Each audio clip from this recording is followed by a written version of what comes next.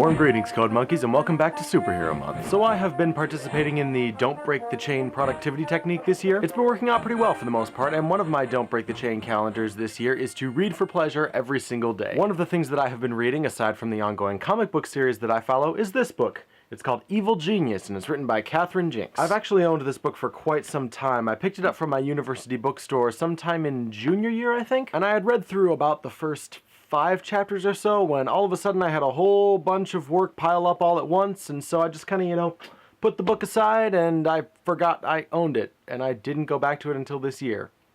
This kind of thing happens. So let's talk about it today, shall we? Code Monkey, get up, get coffee. Code Monkey, go to job. Code Monkey, have boring meeting with boring manager Rob. Rob say Code Monkey very diligent, but his output stink. His code not functional or elegant. What do Code Monkey think? Code Monkey think maybe manager wanna write goddamn login page himself. Code Monkey not say it out loud. Code Monkey not crazy, just proud. Code Monkey like Fritos.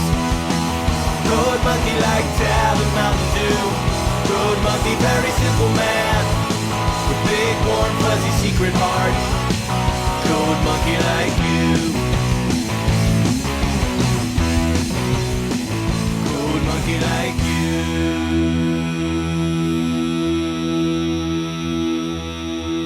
you.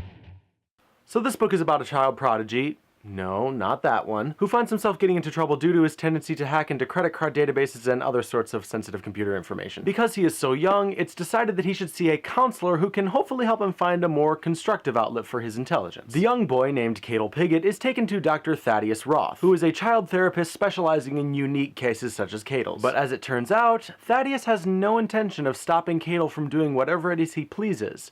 He simply wants him to stop getting caught. Over the course of their sessions together, Thaddeus reveals to Cadel that he is actually the son of a criminal mastermind. Said mastermind, named Phineas Darkin, yes, Phineas Darkin, has sent Thaddeus, his assistant, to find Cadel and help him become an evil genius just like his father. To that end, Cadel enrolls in a secret academy called the Axis Institute, which is a special school designed to groom the unique and the exceptional into the world's next generation of supercriminals. This premise is what led me to this book in the first place. You guys should probably know by now that I am very much into super stuff, as I have come to call it over the years, and I always love seeing a different kind of twist put on this sort of thing. This book came about by asking the question, hey, all of these villains with doctor in their names, where exactly do they get their doctorates? Dr. Evil. I didn't spend 6 years in evil medical school to be called Mr. Thank you very much. So this book purports to answer that question, but of course, not all is as expected. There comes a turning point in the book where Cadel finds out a deep dark secret about his life. And I won't give away the turning point, but really, if you're paying attention, it's not exactly a brain melter to figure out what's really going on. But despite the predictability of this plot point, I really was enjoying this book for about the first 80% of it, and this is mostly to do with the main protagonist himself. To say that I was having fun following Cadel along through these adventures would be a massive understatement.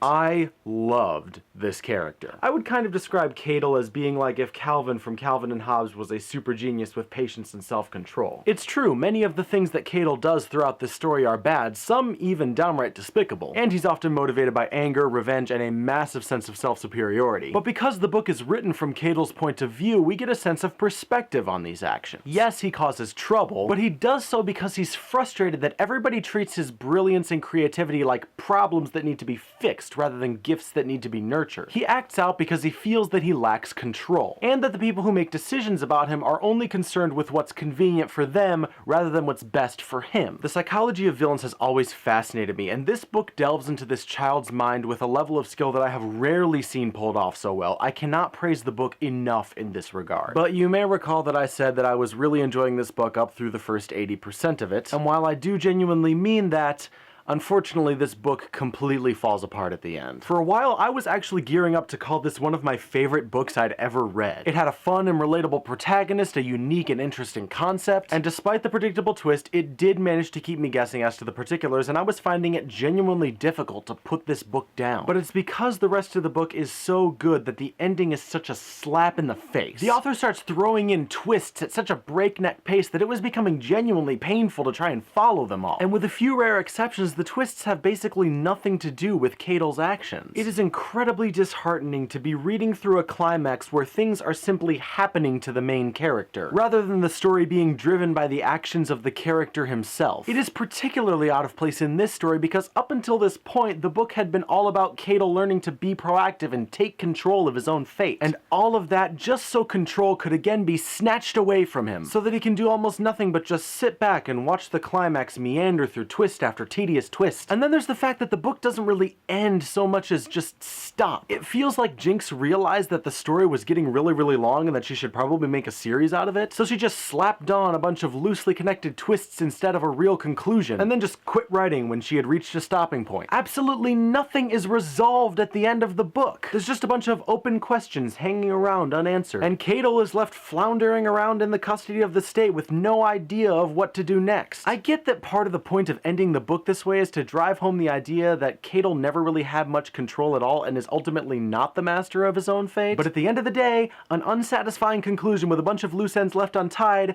however thematically appropriate, is still an unsatisfying conclusion with a bunch of loose ends left untied. And yes, this is the first book in a series, but that is no excuse to not write a proper ending. Look at something like the first Harry Potter book, or the first book in the series of Unfortunate Events. These are also the first books in their respective series, but they both also have self-contained narratives with actual endings and resolutions. They still have some questions left unanswered, of course, but they tell enough of a story in their own rights that you don't feel cheated out of a proper ending when you're done reading them. Evil Genius has a lot going for it, but it feels like I paid for a complete book only to find out that about 5 chapters were yanked off the end and put in another book. And if I want to know what happens, well, I'd better buy the next book in the series. This is not how you do a proper series. Your readers should be looking forward to the next book because they're curious about the next portion of the main character's life. This is just forcing the reader to buy the next book if they want to get any resolution out of the story. I paid for the damn book already, give me a damn ending! Had Jinx chosen to give this book a proper conclusion, I would have run out to my local bookstore and ordered the second book in this series in a heartbeat, because I loved the first 80% of this book. But by trying to coerce me into buying the next book in the series, Jinx completely burned through every single ounce of goodwill that she had built up over that 80%. Maybe something could be said about the quality of the journey being able to excuse the subpar nature of the destination, but with the destination this disappointing, it just makes the journey feel like a colossal waste of time. And if the first book in a series wastes my time, why should I trust the rest of the series not to do the same? Why should I believe that the next book in the series will give me the resolution I was promised when the author's already demonstrated that she can't be trusted to properly wrap up a story? Like I said, most of this book is fabulous, but the payoff is so utterly, insultingly non-existent that I can't bring myself to give this book anything more than a worth skimming. So that is my review of Evil Genius, and until next time, Code Monkeys, I will see you later. It's been working out pretty well for the most part, and one of my It's been working out pretty well for the most part, and one of my Don't Break the Chain calendars this year is to read for pleasure at least a half hour every, not a half hour, that's a different calendar, I'm bad at this. It's been working out pretty well for the most part, and one of my, I'm thinking about this way too hard, which is a special goal.